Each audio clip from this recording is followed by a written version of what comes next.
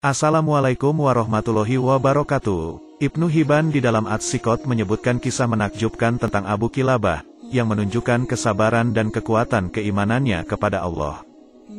Abdullah bin Muhammad berkata, aku keluar menuju tepi pantai untuk memantau kawasan pantai, dari kedatangan musuh. Tatkala tiba di tepi pantai, tiba-tiba aku telah berada di sebuah dataran lapang di suatu tempat, di tepi pantai. Di dataran tersebut ada sebuah kemah, yang di dalamnya terdapat seseorang yang telah buntung kedua tangan dan kedua kakinya. Pendengarannya telah lemah dan matanya telah rabun. Tidak satu anggota tubuhnya pun yang bermanfaat baginya, kecuali lisannya. Ya Allah, tunjukilah aku agar aku bisa memujimu, sehingga aku bisa menunaikan rasa syukurku atas kenikmatan-kenikmatan yang telah Engkau anugerahkan kepadaku, dan Engkau sungguh telah melebihkan aku di atas kebanyakan makhluk yang telah Engkau ciptakan. Demi Allah, aku akan mendatangi orang ini, dan aku akan bertanya kepadanya bagaimana ia bisa mengucapkan perkataan ini. Apakah ia memahami dan mengetahui yang diucapkannya itu? Ataukah ucapannya itu ilham yang diberikan kepadanya? Assalamualaikum. Aku mendengar engkau berkata, ya Allah, tunjukilah aku agar aku bisa memujimu, sehingga aku bisa menunaikan rasa syukurku atas kenikmatan-kenikmatan yang telah engkau anugerahkan kepadaku. Dan engkau sungguh telah melebihkan aku di atas kebanyakan makhluk yang telah engkau ciptakan. Nikmat manakah yang telah Allah anugerahkan kepadamu, sehingga engkau memuji Allah atas nikmat tersebut? Kelebihan apakah yang telah Allah anugerahkan kepadamu, sehingga engkau menyukurinya? Tidakkah engkau melihat yang telah dilakukan Robku kepadaku? Demi Allah, seandainya ia mengirim halilintar kepadaku sehingga membakar tubuhku, atau memerintahkan gunung-gunung untuk menindihku sehingga menghancurkan tubuhku, atau memerintahkan laut untuk menenggelamkan aku, atau memerintahkan bumi untuk menelan tubuhku, maka tidaklah semua itu, kecuali semakin membuat aku bersyukur kepadanya, karena ia telah memberikan kenikmatan kepadaku berupa lidahku ini.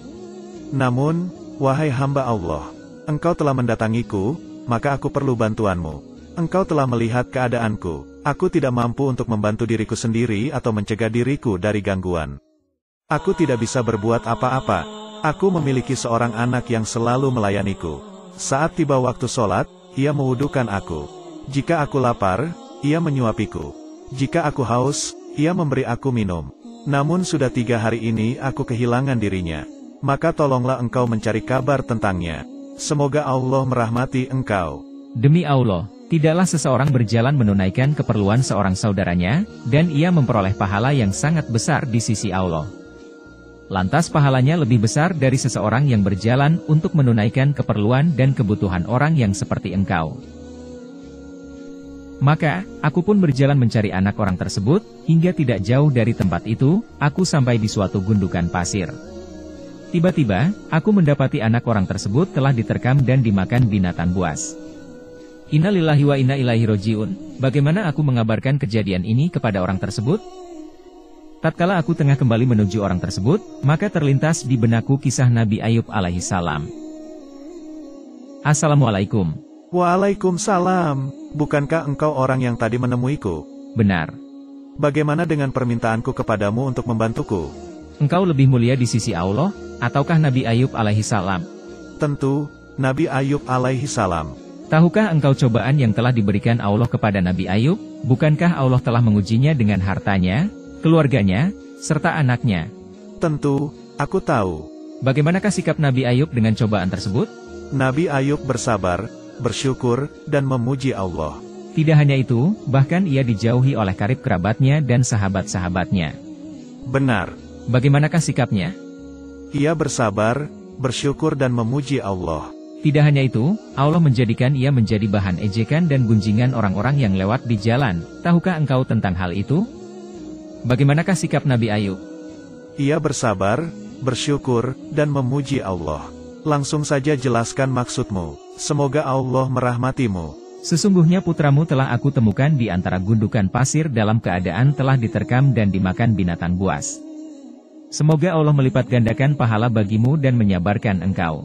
Segala puji bagi Allah yang tidak menciptakan bagiku keturunan yang bermaksiat kepadanya, lalu ia menyiksanya dengan api neraka. Inna lillahi wa inna ilaihi roji'un. Inna lillahi wa inna ilaihi roji'un, dia telah meninggal dunia.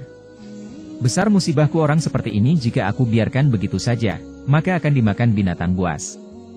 Dan jika aku hanya duduk, maka aku tidak bisa melakukan apa-apa. Lalu aku pun menyelimutinya dengan kain yang ada di tubuhnya, dan aku duduk di dekat kepalanya sambil menangis. Wahai Abdullah, ada apa denganmu? Apa yang telah terjadi? Aku pun menceritakan kepada mereka yang telah aku alami.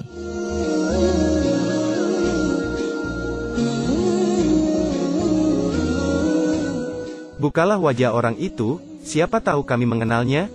Aku pun membuka wajahnya, lalu mereka pun bersungkur mencium keningnya, mencium kedua tangannya. Demi Allah, matanya selalu tunduk dari melihat hal-hal yang diharamkan Allah. Demi Allah, tubuhnya selalu sujud tatkala orang-orang dalam keadaan tidur. Siapakah orang ini? Semoga Allah merahmati kalian. Abu Kilabah Al-Jarmi, sahabat Ibnu Abbas.